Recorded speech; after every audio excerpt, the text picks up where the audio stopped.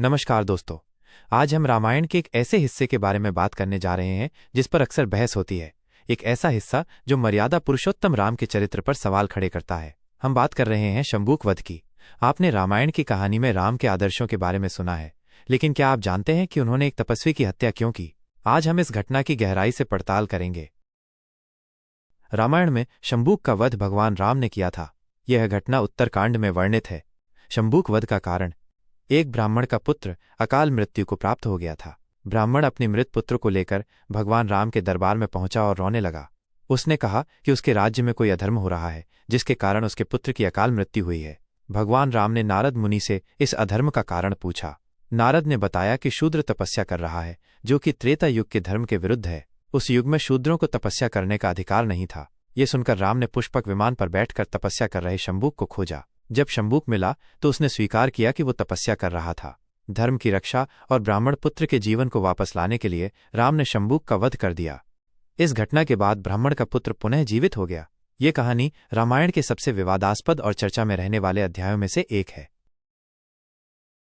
शंबूक वध की कहानी को कई तरह से आलोचना की जाती है, खासकर आधुनिक दृष्टिकोण से। इसकी आलोचना के मुख्य बिंदु इस प्रकार हैं। 1. जातिगत भेदभाव और असमानता। यह घटना जाति व्यवस्था की कठोरता और असमानता को दर्शाती है। आलोचना करने वालों का तर्क है कि राम ने केवल इसलिए शंबूक का वध किया क्योंकि वो शूद्र था और तपस्या कर रहा था। ये उस समय के सामाजिक मानदंडों को दर्शाता है जहां शूद्रों को धार्मिक अनुष्ठानों या तपस्या का अधिकार नहीं था। आधुनिक दृष्टिकोण से ये किसी भी व्यक्ति के धार्मिक स्वतंत्रता के अधिकार का हनन है। 2. हिंसा का समर्थन। आलोचकों का कहना है कि एक निर्दोष व्यक्ति की केवल इसलिए हत्या करना क्योंकि वो अपनी आध्यात्मिक उन्नति के लिए प्रयास कर रहा था, हिंसा का एक चरम उदाहरण है। राम को मर्यादा पुरुषोत्तम, सबसे उत्तम पुरुष कहा जाता है, लेकिन इस घटना में उनका यह कार्य उनकी प्रतिष्ठा के विपरीत लगता है। 3. धर्म की परिभाषा पर प्रश्न। इस कहानी में धर्म की परिभाषा पर सवाल उठाया जाता है। आलोचकों के अनुसार यदि धर्म का पालन करने के लिए किसी की जान लेनी पड़े तो क्या वो सही मायने में धर्म है? उनका मानना है कि सच्चा धर्म सार्वभौमिक होना चाहिए और सभी के लिए समान होना चाहिए, न कि केवल कुछ वर्गों के लिए। 4. साहित्यिक और ऐतिहासिक संदर्भ। कुछ विद्वानों का तर्क है कि शंबूक वध की कहानी वाल्मीकि रामायण के उत्तरकांड का हिस्सा है, जिसे बाद में जोड़ा गया था। उनका मानना है कि ये मूल रामायण का हिस्सा नहीं है और बाद के युगों में जाति व्यवस्था को मजबूत करने के लिए इसे शामिल किया गया था। इस दृष्टिकोण के अनुसार यह कहानी राम के चरित्र को सही तरीके से नहीं दर्शाती है। यह कहानी आज भी एक संवेदनशील और विवादास्पद विषय है, जिस पर समाजशास्त्री, इतिहासकार और धार्मिक विद्वान लगातार बहस करते रहते हैं। यह कहानी दर्शाती है कि कैसे प्राचीन ग्रंथों को अलग अलग समय में अलग अलग तरीकों से समझा और व्याख्यायित किया गया है। शंबूक वध की कहानी पर और भी गहराई से आलोचना की जा सकती है। इसके पीछे के तर्क और नैतिक सवाल काफी जटिल हैं। ये कहानी सिर्फ जातिगत भेदभाव तक सीमित नहीं है, बल्कि ये न्याय, धर्म और राजा के कर्तव्य जैसे कई पहलुओं पर भी सवाल उठाती है। 1. नैतिकता और न्याय के सिद्धांतों पर प्रश्न। आधुनिक न्याय व्यवस्था के सिद्धांतों के अनुसार किसी को भी बिना उचित सुनवाई के और बिना किसी प्रत्यक्ष अपराध के दंडित नहीं किया जा सकता। शंबूक का अपराध केवल तपस्या करना था, जो किसी भी दृष्टिकोण से एक हानिकारक कृत्य नहीं था। राम का ये कदम नैतिकता और न्याय के सार्वभौमिक सिद्धांतों के खिलाफ है। 2. सामाजिक व्यवस्था और राजा का कर्तव्य। राजा का मुख्य कर्तव्य अपनी प्रजा की रक्षा करना और सभी के साथ समान व्यवहार करना होता है, लेकिन इस घटना में राम ने अपनी प्रजा शंबूक के प्रति अपना कर्तव्य नहीं निभाया। उन्होंने एक वर्ग विशेष, ब्राह्मणों के नियमों को लागू करने के लिए दूसरे वर्ग के व्यक्ति को दंडित किया। यह एक निष्पक्ष शासक के रूप में उनकी भूमिका पर सवाल खड़ा करता है। 3. धार्मिक स्वतंत्रता का हनन। ये कहानी धार्मिक स्वतंत्रता के मौलिक अधिकार का हनन है। किसी भी व्यक्ति को उसकी जाति, लिंग या सामाजिक स्थिति के आधार पर उसके धार्मिक या आध्यात्मिक कृत्यों से वंचित नहीं किया जा सकता। शंबूक अपनी आत्मा की उन्नति के लिए तपस्या कर रहा था, जो कि एक व्यक्तिगत और आध्यात्मिक कार्य है।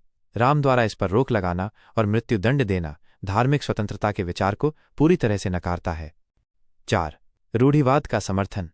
यह कहानी अक्सर रूढ़िवादी विचारधाराओं को बढ़ावा देने के लिए इस्तेमाल की जाती है, जो समाज में जातिगत असमानता को सही ठहराती हैं। शंबूक वध का उपयोग ये तर्क देने के लिए किया जाता है कि कुछ कर्म केवल कुछ विशेष जातियों के लिए ही हैं और उनका उल्लंघन करने पर गंभीर परिणाम हो सकते हैं। ये सभी आलोचनाएं दर्शाती हैं कि शंबूक वध की कहानी केवल एक धार्मिक प्रसंग नहीं है, बल्कि एक ऐसा मुद्दा है जो आज भी सामाजिक न्याय, समानता और मानवाधिकारों पर बहस को जन्म देता है। शंबूक वध की कहानी की गहराई से आलोचना करने के लिए हमें न केवल इसके सामाजिक और नैतिक पहलुओं पर विचार करना होगा, बल्कि इसके पीछे छिपी हुई सत्ता, धार्मिक वर्चस्व और साहित्यिक व्याख्याओं को भी समझना होगा। 1. धार्मिक वर्चस्व और ज्ञान पर एकाधिकार। यह घटना केवल शूद्र के तपस्या करने के लिए दंडित होने की नहीं है, बल्कि ये इस बात की भी आलोचना है कि उस समय ज्ञान और आध्यात्मिकता पर कुछ ही वर्गों का एकाधिकार था। शंबूक को इसलिए मारा गया क्योंकि उसने उस सीमा को पार करने की कोशिश की थी जो समाज के कुछ शक्तिशाली लोगों ने तय की थी। ये घटना ये दर्शाती है कि समाज में ज्ञान को एक हथियार के रूप में इस्तेमाल किया गया ताकि कुछ वर्ग हमेशा नीचे रहें। शंबूक की मृत्यु सिर्फ एक व्यक्ति की मौत नहीं है, बल्कि ये उस युग की उस सोच की प्रतीक है जिसने ज्ञान और मुक्ति के रास्ते को सभी के लिए बंद कर दिया था। 2. राजा का कर्तव्य बनाम सामाजिक नियम। राम का एक राजा के रूप में कर्तव्य था कि वे अपनी सभी प्रजा की रक्षा करें, चाहे उनकी जाति कुछ भी हो। हालांकि इस कहानी में राम ने एक राजा के रूप में नहीं, बल्कि एक ब्राह्मणवादी सामाजिक व्यवस्था के रक्षक के रूप में काम किया। उन्होंने सामाजिक नियमों को मानवीय मूल्यों से ऊपर रखा। ये दिखाता है कि कैसे सत्ता राजा ने तत्कालीन समाज के कठोर नियमों को लागू करने के लिए धर्म का सहारा लिया। 3. अधर्म की परिभाषा पर पुनर्विचार। कहानी में बताया गया है कि शूद्र का तपस्या करना अधर्म था, जिससे ब्राह्मण के पुत्र की मृत्यु हुई। यह तर्क अपने आप में बहुत ही संदेहास्पद है। क्या किसी के तपस्या करने से किसी और की मृत्यु हो सकती है? यह तर्क एक अंधविश्वास पर आधारित है, जिसका इस्तेमाल एक कमजोर वर्ग को दंडित करने के लिए किया गया। इस तरह का अधर्म का विचार आधुनिक युग में बिल्कुल भी स्वीकार्य नहीं है, क्योंकि ये तर्कहीन है और हिंसा को सही ठहराता है। 4. उत्तरकांड की प्रामाणिकता पर बहस।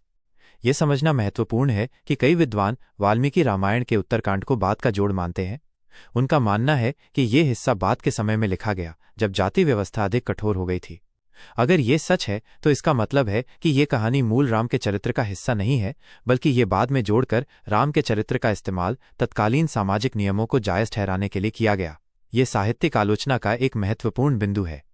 यह आलोचना दर्शाती है कि शंबूक वध की कहानी सिर्फ एक ऐतिहासिक घटना नहीं है, बल्कि ये एक गहरी सामाजिक और धार्मिक समस्या की ओर इशारा करती है जो आज भी प्रासंगिक है।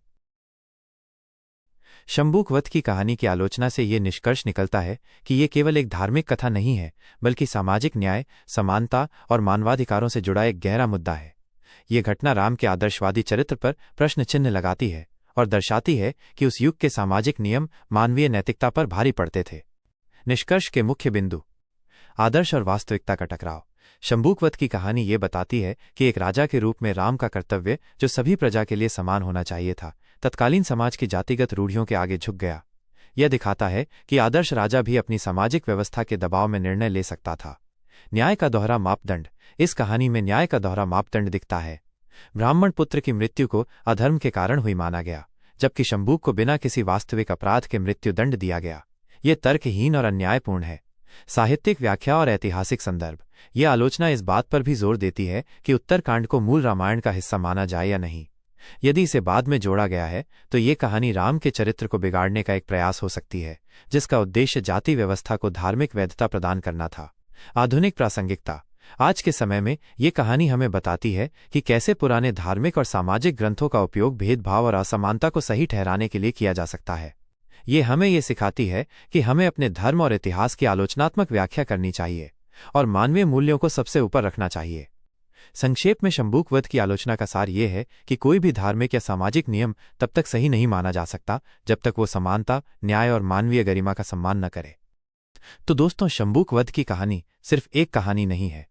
ये एक ऐसा मुद्दा है जो हमें सोचने पर मजबूर करता है कि क्या धर्म हमेशा न्याय और मानवता के पक्ष में होता है, या क्या ये सिर्फ कुछ लोगों की सत्ता बनाए रखने का एक साधन है।